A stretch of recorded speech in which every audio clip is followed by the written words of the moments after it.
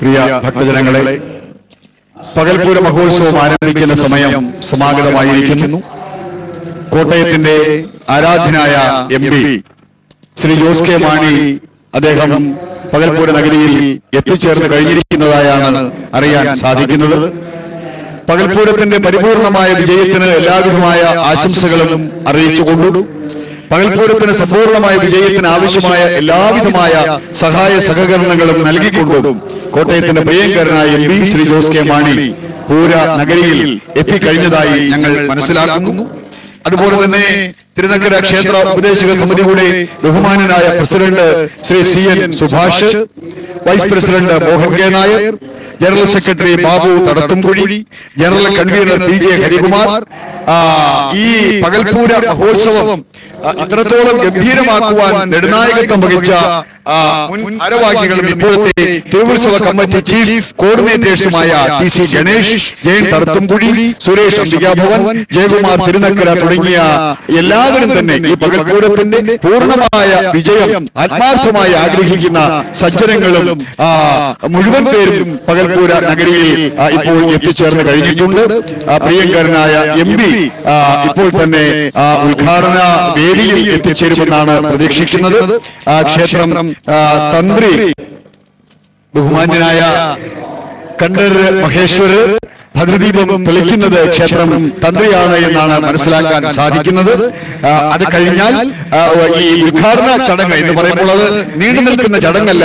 ഭദ്രദീപം തെളിയിക്കുക, ആശംസകൾ അറിയിക്കുക എന്ന വളരെ ഹ്രസ്വമായ ചടങ്ങാണ് ഉദ്ഘാടനത്തിന്റെ ഭാഗമായി പകൽപൂരത്ത് നടക്കുന്നത്. ജോസ് കെ മാണിയുടെ സാന്നിധ്യം കോട്ടയം നിവാസികൾക്ക് ഏറെ ആവേശം നൽകുന്നു. അതുപോലെ തന്നെ ഭാരവാഹികളുടെ വളരെ സ്നേഹമസൃണമായ നിർദ്ദേശങ്ങൾ ഇവിടെ എത്തിച്ചേർന്നിരിക്കുന്ന ഭക്തജനങ്ങൾക്ക് ഏറ്റവും സൗകര്യപ്രദമായ രീതിയിൽ പകൽപൂരം കാണുന്നതിനുള്ള സംവിധാനമായി മാറുന്നു. ഇപ്പോൾ പ്രത്യേകമായ അറിയിപ്പ് കേൾക്കുകയുണ്ടായി. സ്ത്രീകൾക്ക് പ്രത്യേകമായ ചില ഏരിയകൾ തിരിച്ചു കൊടുത്തിരിക്കുകയാണ്. അവിടെ പുരുഷന്മാർക്ക് പ്രവേശനമില്ല. കാരണം ഈ പകൽപൂരത്തിന്റെ ആവേശം ആകാശത്തോളം ഉയരുമ്പോൾ, കുടമാറ്റത്തിന്റെ ആവേശ തിരതള്ളലിൽ ജനങ്ങൾ ആർപ്പ് വിളിച്ചുകൊണ്ട് ആനന്ദതുന്തുലമായ മനസ്സോടുകൂടി നൃത്തം ചെയ്യുമ്പോഴൊക്കെ സഹോദരിമാർക്ക്, അമ്മമാർക്ക് യാതൊരു വിധത്തിലുമുള്ള ബുദ്ധിമുട്ടുകൾ ഉണ്ടാവാതിരിക്കാൻ വനിതകൾക്കായി പ്രത്യേകം ഇടങ്ങൾ സജ്ജീകരിച്ച് കൊടുത്തിരിക്കുന്നു. അങ്ങനെ ഒരുപാട് സ്ഥല സൗകര്യങ്ങളില്ലാത്ത ഒരു പ്രദേശത്ത് നടക്കുന്ന ജനലക്ഷങ്ങൾ പങ്കെടുക്കുന്ന പകൽപൂര മഹോത്സവം എല്ലാ അർത്ഥത്തിലും ഗംഭീരമാക്കുന്നതിനുള്ള മുന്നൊരുക്കങ്ങൾ ക്ഷേത്രം ഭാരവാഹികൾ നടത്തിയിരിക്കുന്നു എന്ന കാര്യത്തിൽ യാതൊരു തർക്കവുമില്ല.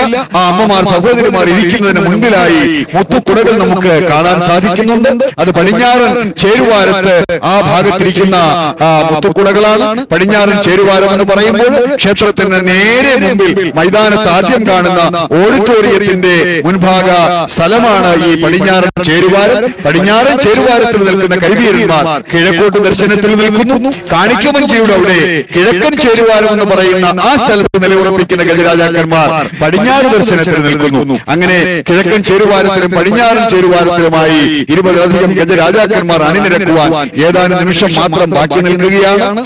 പടിഞ്ഞാറൻ ചേരുവാരത്തിൽ വാദ്യകലാനിധി ഉണ്ണികൃഷ്ണന്മാരും സംഘവും അവതരിപ്പിക്കുന്ന പഞ്ചാരിമേളം അതിഗംഭീരമായി നടക്കും. കിഴക്കൻ ചേരുവാരത്തിൽ മേള കുലപതി മട്ടന്നൂർ ശങ്കരൻകുട്ടിമാരും സംഘവും അവതരിപ്പിക്കുന്ന പാണ്ടിമേളം അതിസുന്ദരമായി നടക്കും. കിഴക്കൻ ചേരുവാരത്തിൽ അണിനിരക്കുന്ന ഗജരാജാക്കന്മാർക്ക് ആവശ്യമായ ചമയങ്ങളും കുടമാറ്റത്തിനുള്ള കുടകളും ഒരുക്കിയിരിക്കുന്നത് വിശ്വപ്രസിദ്ധമായ തിരുവമ്പാടി ദേവസ്വമാണ്. പടിഞ്ഞാറൻ ചേരുവാരത്തിൽ അണിനിരക്കുന്ന ഗജരാജാക്കന്മാരെ എല്ലാവിധമായ ആനച്ചമയങ്ങൾ അണിയിക്കുന്നതും ആനപ്പുറത്ത് അതിവേഗത്തിൽ കുടമാറ്റം നടത്തുവാൻ കുടകൾ സമ്മാനിക്കുന്നതും പാറമേക്കാവ് ദേവസ്വമാണ്. അങ്ങനെ തൃശൂർ പൂരത്തിന്റെ ഒരു തനി പകർപ്പ് എന്ന് യാതൊരു അതിശോക്തിയുമില്ലാതെ തന്നെ വ്യക്തമാക്കാൻ സാധിക്കുന്ന തിരുനക്കര പകൽപൂരം ആരംഭിക്കാൻ നിമിഷങ്ങൾ മാത്രം ബാക്കി നിൽക്കുന്നു. ഇപ്പോൾ ചൂടൊക്കെ ഏറെക്കുറെ ശമിച്ചിരിക്കുകയാണ്.